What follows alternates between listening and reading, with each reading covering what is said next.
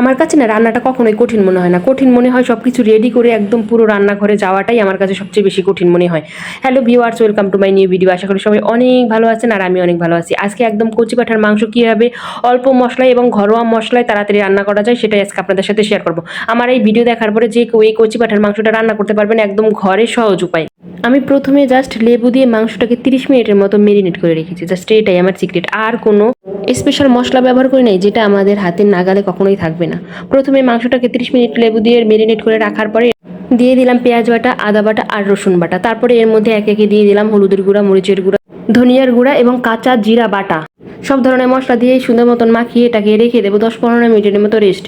এদিকে আমি মাংসের মধ্যে আলু দেবো, তাই আলুগুলোকে আগেই সুন্দরভাবে তেলে লাল লাল করে একটু হালকা লাল লাল করে ভেজে নিব।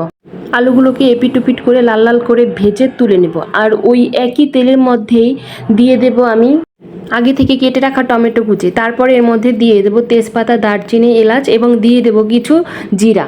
এটাকে সুন্দর মতন ভেজে একদম মশলা থেকে যখন অনেক সুন্দর একটা ফ্লেভার বের হবে তখন এটার মধ্যে দিয়ে দেব আমার মেরিনেট করা যে আগে থেকে রেখে দিয়েছিলাম মাংস, ওই মাংসটাকে সুন্দর মতন এই মশলার মধ্যে দিয়ে দেব। তারপরে এটাকে দিয়ে মশলার সাথে ভালোভাবে মিক্সড করে নাড়িয়ে চাড়িয়ে ঢেকে ঢেকে অনেকক্ষণ পর্যন্ত কষিয়ে নেব। যতক্ষণ পর্যন্ত এটা থেকে তেল না ছড়বে ততক্ষণ পর্যন্ত এটা আমরা কষিয়ে নেব। যখন দেখবো এটা থেকে সুন্দর তেলটা ছেড়ে দিয়েছে এবং মাংসটাও একটু শক্ত শক্ত হয়ে আসছে তখন এটার মধ্যে দিয়ে দেব আগে থেকে ভেজে রাখা যে আলুগুলো ছিল, ওই আলুগুলোকে সুন্দরভাবে এটার মধ্যে দিয়ে দেব। তারপরে এটাকে আরেকটু সময় সুন্দরভাবে কষিয়ে নেওয়ার পরে এটার মধ্যে দিয়ে দেব মাংস রান্না করতে যতটুকু জল লাগবে ওই পরিমাণে জল দিয়ে দেব। এভাবেই ঢেকে ঢেকে 30-40 মিনিটের মতো রান্না করলে মাংস একদম সেদ্ধ হয়ে যাবে আর পুরো মাংস রান্নাটাই প্রায় কমপ্লিটেড হয়ে যাবে। আর দেখুন কি সুন্দর মাংসের কালারটা চলে আসছে। আর শেষ মোমেন্টে যখন মাংস থেকে পুরো তেলটা ছেড়ে দিয়েছে তখন তো দেখতে আরও বেশি সুন্দর লাগছিল আর অনেক বেশি লোভনীয় লাগছিল। যাই হোক, লাস্টে যখন আমি শেষ করব তখন হচ্ছে এর আগে দিয়ে দিয়েছিলাম আমি গরম মশলার গুঁড়ো, জিরার গুঁড়ো, এইগুলো দিয়ে আমি লাস্টে সুন্দর মতো নাড়িয়ে একদম মিক্সড করে নিলাম। দেখুন লাস্টে আমার ফাইনাল লুকটা মাংসের কত সুন্দর এসেছে। অনেকে খাসির মাংস রান্না করতে অনেক ধরনের মশলা ব্যবহার করে থাকেন যেগুলো একটু স্পেশাল থাকে, কিন্তু বিশেষ করেন ভাই এইগুলোর মধ্যে আমি কিছুই এরকম ব্যবহার করি নাই।